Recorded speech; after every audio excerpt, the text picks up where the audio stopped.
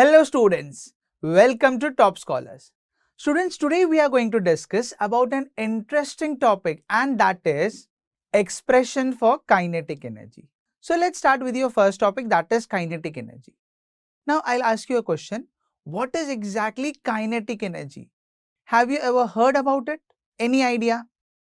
Kinetic energy is nothing but the energy possessed by the body on account of its motion. Means when the body is in motion, the energy which is possessed by it is called as kinetic energy.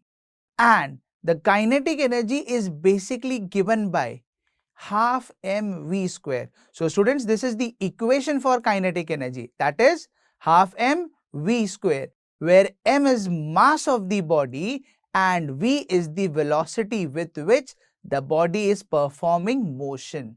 So what is the equation for kinetic energy?